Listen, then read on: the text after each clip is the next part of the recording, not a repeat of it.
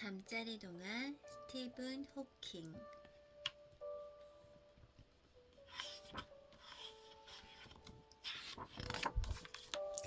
엄마, 저 별들 좀 보세요.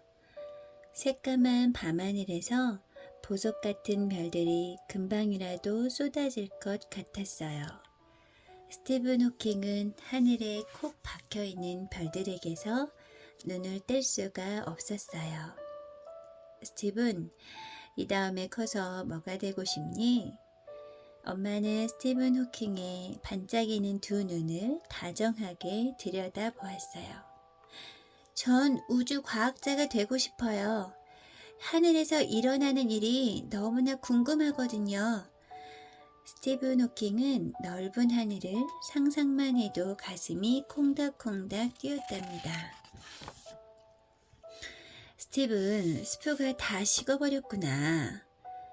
식탁에 앉아서도 스티븐은 책 속에 푹 빠져 있었어요. 스티븐 호킹은 책을 한 번 손에 잡으면 놓을 줄 몰랐어요. 우리 스티븐은 독서 왕이라니까요. 엄마는 호킹의 볼에 살짝 입을 맞추었어요. 이 아빠를 닮아서 그런 게지, 하하하.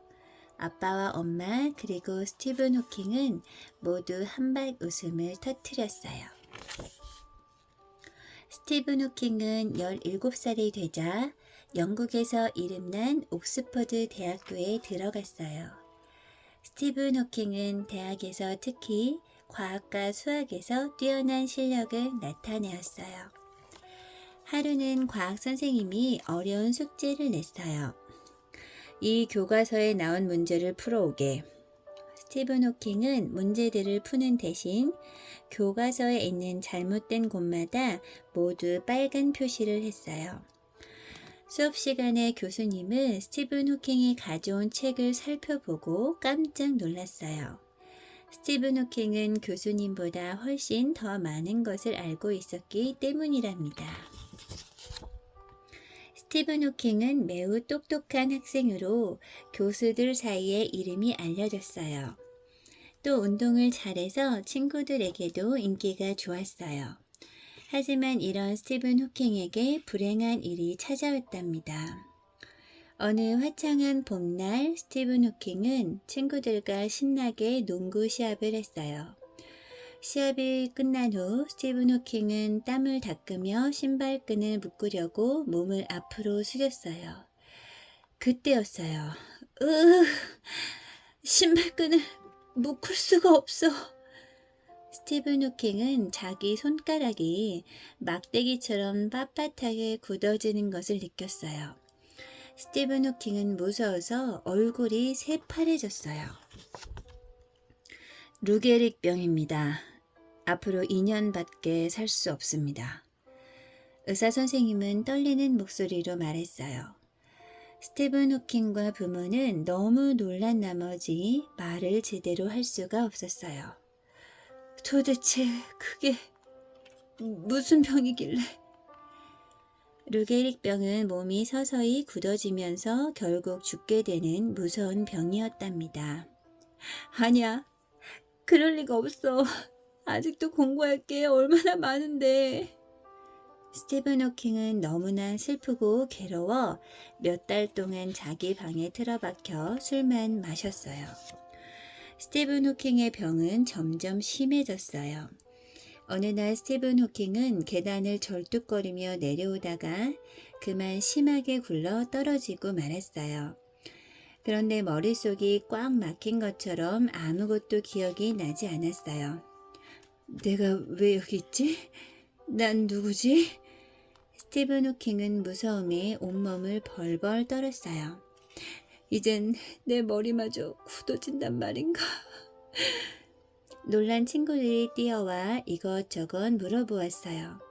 잠시 후 친구들의 도움으로 기억을 되찾은 스티븐 호킹은 곧바로 지능 검사를 받았어요. 놀랍게도 스티븐 호킹은 200이 넘는 아주 높은 지능을 가지고 있었어요. 그래, 난 계속 공부할 수 있어. 스티븐 호킹의 마음속에 희망이 솟구쳐 올랐어요.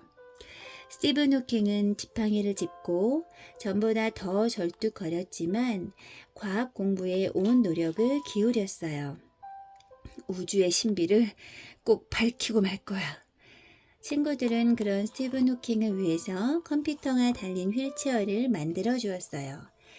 또 교수님의 말씀을 공책에 대신 적어주고 친절하게 책장을 넘겨주기도 했어요. 특히 여자친구 제인 와일드는 스티븐 호킹을 늘 따뜻하게 감싸주었어요. 스티븐, 너는 꼭 위대한 과학자가 될 거야. 스티븐 호킹은 사랑하는 제인을 아내로 맞이했어요. 이제 스티븐 호킹은 더 이상 슬프지 않았답니다. 스티븐 호킹은 옥스퍼드 대학에서 캠브리지 대학으로 학교를 옮겼어요. 캠브리지 대학에는 세계적으로 유명한 우주론자 프레드 호일 교수가 계셨기 때문이에요. 프레드 호일 교수는 그 당시 매일 신문에 이름이 오를 정도로 잘 알려진 과학자였어요. 호일 교수님과 함께 우주에 대해서 공부하게 되다니 정말 너무 기뻐. 하지만 스티븐 호킹은 곧 실망할 수밖에 없었어요. 프레드 호일 교수는 자주 외국에 나갔기 때문에 얼굴 한번 보기도 무척 힘들었거든요. 더욱이 호일 교수는 몸이 불편한 스티븐 호킹을 가르치고 싶지 않다고 알려왔답니다. 데니스 시아마 교수입니다. 스티븐 호킹은 새로운 지도 교수를 만나게 되었어요. 시아마 교수는 아주 헌신적인 교수였어요. 학생들을 가르치는 방법도 특이했고요. 시아마 교수는 중요한 과학 모임이 있을 때마다 학생들이 꼭 참석하도록 했어요. 그래서 과학계에서 어떤 일이 벌어지고 있는지 학생들 스스로가 깨닫고 공부하게 했어요. 이런 가르침 때문에 시아마 교수의 제자들 중에는 유명한 과학자나 물리학자가 많았어요. 시아마 교수는 스티븐 호킹을 다른 정상적인 학생들과 똑같이 대했어요. 그리고 스티븐 호킹이 어려운 우주 공부를 계속할 수 있도록 열심히 도와주었답니다. 시아마 교수의 도움으로 스티븐 호킹은 박사가 되기 위한 글을 쓰기 시작했어요. 팽창하는 우주의 성질. 바로 스티븐 호킹이 쓴 글의 제목이랍니다. 스티븐 호킹은 이 글에서 우주는 처음부터 많은 물질이 쌓여 있었다고 말했어요. 이것은 프레드 호일 교수의 우주론이 맞지 않는다는 얘기였어요. 왜냐하면 호일 교수는 우주가 커질수록 물질도 점점 많아진다고 말했거든요. 호일 교수는 스티븐 호킹의 글을 보고 몹시 기분이 나빠 비꼬듯이 말했어요. 우주가 순간적으로 만들어졌다니 참 우습군. 빅뱅이라고 하면 딱 어울리는 헛소리야. 호일 교수는 스티븐 호킹의 코를 납작하게 해주고 싶었어요. 그래서 자기의 우주론을 다시 열심히 연구했답니다. 역시 내가 말한 우주론이 정확해. 드디어 호일 교수가 새로운 내용을 발표한 날이 되었어요. 물어볼 것이 있습니까? 발표가 끝나자 호일 교수는 자신만만한 표정으로 말했어요. 그때 스티븐 호킹이 천천히 입을 열었어요. 제가 계산해 본 결과 교수님의 이론은 틀렸습니다. 순간 강당 안의 사람들은 웅성거리기 시작했고 호일 교수는 화가 나서 어찌할 바를 몰랐어요. 스티븐 호킹의 말은 옳았어요. 많은 과학자들은 스티븐 호킹의 뛰어난 머리에 놀라움을 금치 못했답니다. 몇 년 사이에 스티븐 호킹의 우주론은 전 세계에 알려졌어요. 스티븐 호킹은 마침내 박사가 되었답니다. 이제 세계적으로 이름난 우주론자가 된 거예요. 스티븐 호킹은 말을 더듬고 쓰지도 못했지만 이 목표를 향해 하루도 쉬지 않고 공부했답니다. 수십 권의 과학책을 줄줄 외우며 밤을 지새울 때도 많았어요. 아무리 무서운 로게릭병도 스티븐 호킹의 끊임없는 노력과 강한 정신을 멈추게 할 수는 없었답니다. 박사가 된 후 스티븐 호킹은 별들의 세계에 눈을 돌리기 시작했어요. 우주의 별들은 스티븐 호킹에게 어렸을 때부터 신비한 세계였거든요. 스티븐 호킹은 유명한 천문학자들을 많이 만났어요. 별에 대한 학자들의 이야기가 궁금했기 때문이에요. 그러던 어느 날 스티븐 호킹은 하늘에는 반짝이는 별 이외에 보이지 않는 별들도 있다는 사실을 발견했어요. 바로 블랙홀이라고 불리는 것이지요. 블랙홀이 뭔지 알아요? 전 세계는 금세 블랙홀로 들썩거렸어요. 스티븐 호킹은 곧 블랙홀에 관한 글을 발표했어요. 이 글로 스티븐 호킹은 과학자가 받을 수 있는 모든 상과 명예로운 이름을 얻게 되었어요. 영국에서는 스티븐 호킹을 가장 이름 높은 왕립학회의 회원으로 삼았답니다. 또 미국은 연구하는 데 필요한 많은 돈을 대주었고요. 스티븐 호킹은 휠체어에 몸을 기댄 채 살아갈 수밖에 없는 장애인이지만 오늘날 가장 뛰어난 과학자가 되었어요. 호킹 박사의 머리는 지금도 우주의 모든 신비를 밝히기 위해 컴퓨터보다 더 빨리 움직이고 있답니다.